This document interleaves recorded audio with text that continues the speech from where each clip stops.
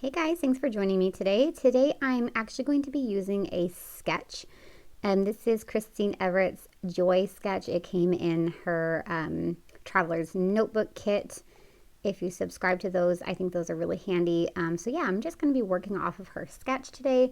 I love this particular sketch. When I first saw it, it has a little border along the bottom that she uses the scribble stamp that comes in the kit. And I thought that was an awesome idea, so I'm going to mimic that. Her sketch does have 3 photos in a row. I'm going to be trying to use these 2 photos here of a orange tree that's in my backyard. These oranges started turning orange and so they looked really pretty against the blue sky. So I took a couple photos of them. Yeah, so I'm going to go ahead and start cutting out some strips. I'm not using the exact color paper that she uses in the sketch. I'm going to mix that up a little bit. So I've chosen this black polka dot and then the sort of mixed media watercolory paper there. So I trim those out into long strips, and then I'm just going to take my pencil and make a mark right where the crease is in my traveler's notebook so I know where to trim them. And I'm laying my photos out just to see what that's going to look like. And then I will turn my attention to stamping that bottom border.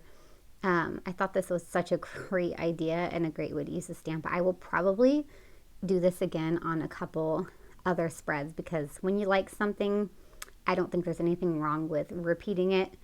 If it works, it works. So yeah, I'm just stamping out the bottom border here. And I'm gonna choose the largest scribble in the stamp set for this one, and I'm just gonna go halfway off the page there.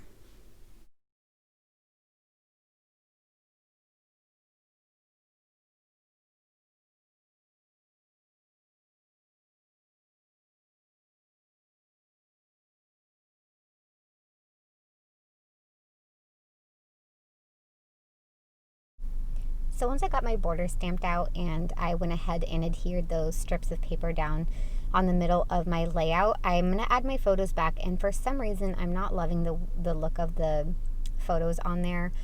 So what I'm opting to do is use this large, I think it's 4x6 photo of my daughter instead. So I'm not going to have the 2 or the 3 like Christine's sketch has. I'm just going to use one large one. And then I'm going through some of the embellishments that come in the kit and looking to see what I want to add in the middle. I didn't want to follow the sketch exactly, but I end up following it rather closely because I will go ahead and use the same piece in the middle there. I'm going to audition a couple to see if I like any better, but ultimately I like the one that Christine actually chose as well. So yes. I'm going to use that moment banner, and I'm going to go ahead and put another little scribble stamp behind it, which I love these. To me, it looks like a nest of thread, and if you are a person who likes to add thread for a textural element, this does all the work for you, so you don't have to make those little clusters behind your photo. It really mimics that, and I love that, so nice and easy. So yeah, I'm going to go ahead and stamp behind there, and then glue that pink banner down. And then I'm going to go through the kit and also look for some different embellishments as well. I think I found a couple hearts, and I'm also going to add some glittery enamel dots as well, just like the sketch. So yeah, following along pretty closely. The only thing that I will add is that since I'm not having those 3 smaller photos and I just have that one big one that's taking up most of the right side of the spread, it made it really hard to add a title over there or any journaling. I know in the sketch there is journaling and a small title. I'm not going to have any space for that whatsoever. So what I'm going to do is actually do that underneath my paper strips on the left hand side instead, and I think that looks just fine, and I like the way it turns out. So I'm just going to do some journaling about my daughter and her love for these boots, and she watches Peppa Pig, so she always says jumping up and down in muddy puddles. So she always wants to go outside and wear the boots like Peppa Pig and jump in puddles. So it's been really fun. The only problem is that she wants to bring her muddy boots inside when she's done. So we gotta get her to leave them outside once she's done going through the mud. But yeah. And then the only other thing I'm gonna do to the spread is add some black splatters. And when I'm adding the black splatters, it's not going very well.